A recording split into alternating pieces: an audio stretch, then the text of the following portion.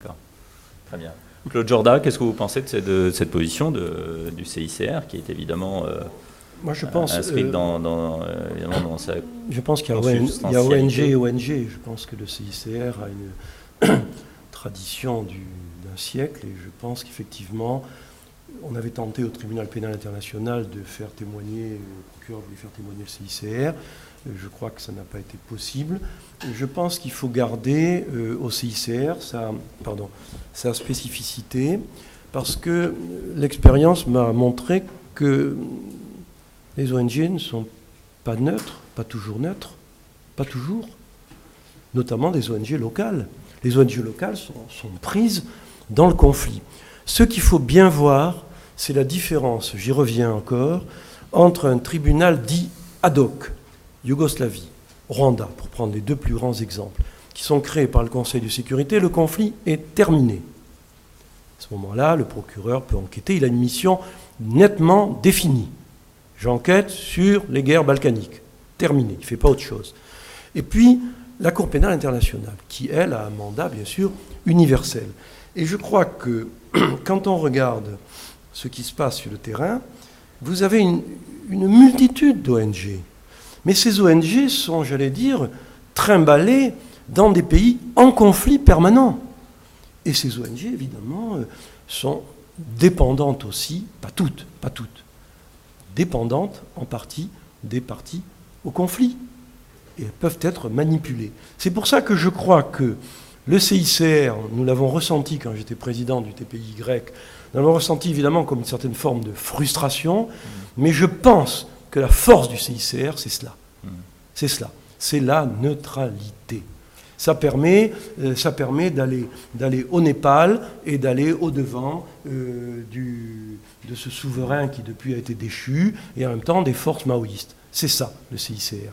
Alors allez lui demander de venir dans un prétoire et dire « j'ai vu ceci, j'ai vu cela », nous l'avons constaté, nous, avec... alors là, je peux vous raconter, puisque ça a été en partie public, j'étais encore à la CPI, alors Cour pénale internationale, et le procureur a voulu citer dans une audience dite de confirmation des charges, c'est une phase préliminaire.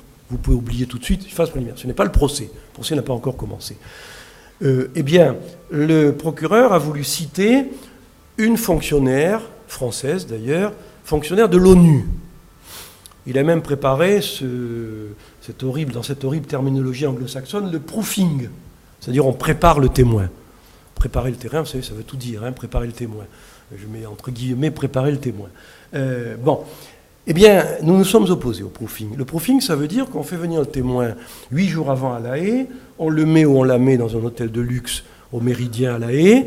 Vous voyez une femme qui a été violée 30 ou 35 fois, et on lui fait répéter les questions et les réponses, les questions, les réponses. Et puis on lui fait deviner ce qu'ensuite le contre-interrogatoire va lui demander. Et dans ce cas que je vous cite, fonctionnaire onusien, l'ONU l'a autorisé, après de grandes discussions entre le bureau du procureur, ce n'était pas nous les juges qui demandions ça, mais entre le bureau du procureur et le siège de l'ONU, elle est venue. Nous avons interdit le proofing, et effectivement, cette personne a été complètement désarçonnée. Entre le fait qu'on a interdit le proofing, donc évidemment elle avait appris, elle pensait elle qu'elle allait réciter une leçon bien apprise, que lui avait enseigné l'ONU, que lui avait enseigné le procureur. Elle a été, d'ailleurs, l'interrogatoire devait durer par le procureur une journée, le procureur a renoncé ensuite. Quant à la défense, n'a posé aucune question. Ils étaient parfaitement satisfaits de la prestation, entre guillemets, de la fonctionnaire. Et moi, je crois que ça peut être le combat des ONG, mais je ne crois pas que ce soit le combat du CICR. Ou alors, finalement, le CICR deviendra une ONG comme tout le monde. Et ça...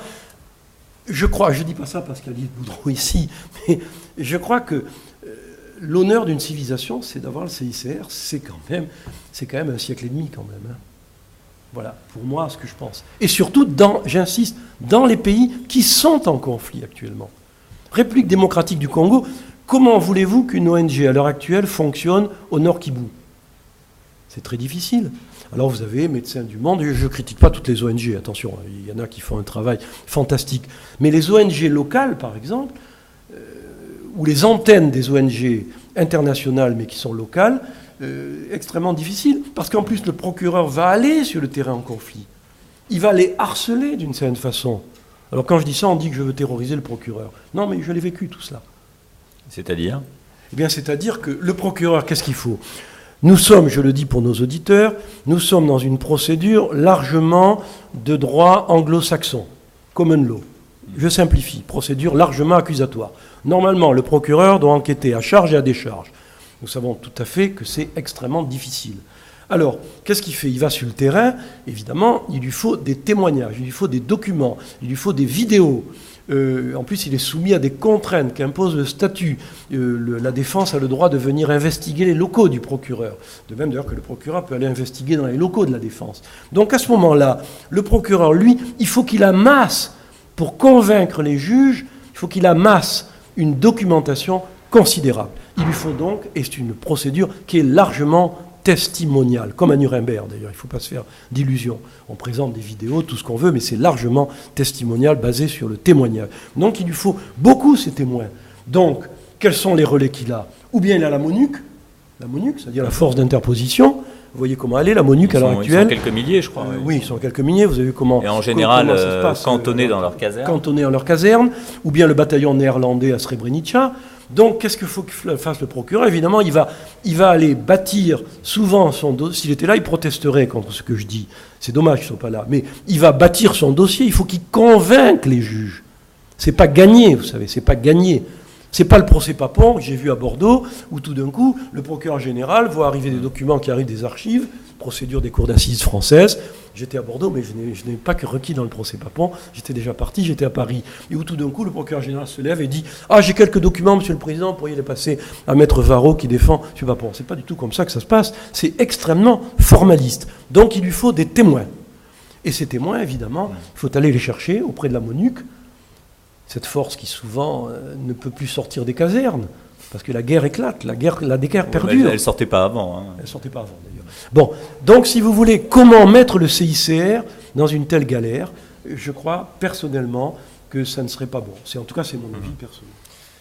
Simon Forman, avant de rebondir sur ce qui vient d'être dit, pardon, vous pouvez en quelques mots nous préciser quelle est votre action précisément ? Vous êtes avocat, militant, engagé sur la question des droits de l'homme, notamment au sein d'Amnesty International, mais pas seulement. Pouvez-vous nous préciser aussi votre rôle pour aider au fonctionnement de la CPI, parce que je crois que vous vous investissez aussi là-dessus. Oui, enfin, la coalition pour la Cour pénale internationale, il y a une coalition qui s'est constituée de fait au moment à Rome en 98, lorsque la Cour était en train d'être mise en place sur le papier.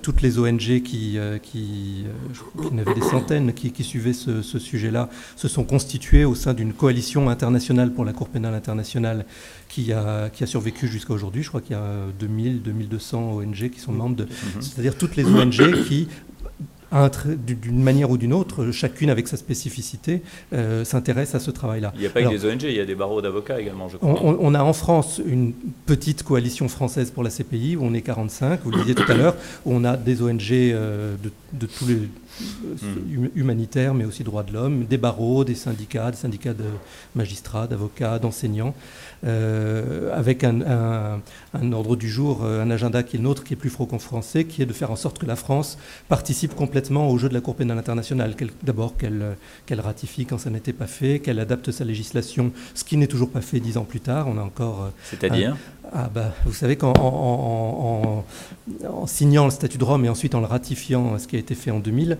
la France s'engageait pas seulement à devoir coopérer avec cette Cour dès qu'elle commencerait à fonctionner, mais aussi à adapter son droit pénal interne. Et c'est ça qui n'a toujours pas été fait. Pourquoi ? Parce que on a parfois une vision un petit peu romantique de cette Cour pénale internationale qui doit, à la haie, juger tous les crimes internationaux. Alors qu'en réalité, le statut de Rome, c'est pas seulement la Cour pénale internationale, c'est ce que le statut appelle la complémentarité. Il y a deux piliers. Il y a la Cour pénale internationale d'un côté, et c'est toujours à elle qu'on pense, mais le deuxième pilier qui est aussi important que la Cour pénale internationale, c'est les tribunaux internes. C'est ça, les justices nationales. Les justices nationales. Et dans le préambule du statut de Rome, il est rappelé que la répression des crimes internationaux relève au premier chef des justices nationales. Donc tous les États qui ratifient le statut de Rome doivent doter leur justice nationale des outils pour le faire. C'est ce que la France n'a pas fait. C'est la subsidiarité, en fait. Il y a une notion de subsidiarité.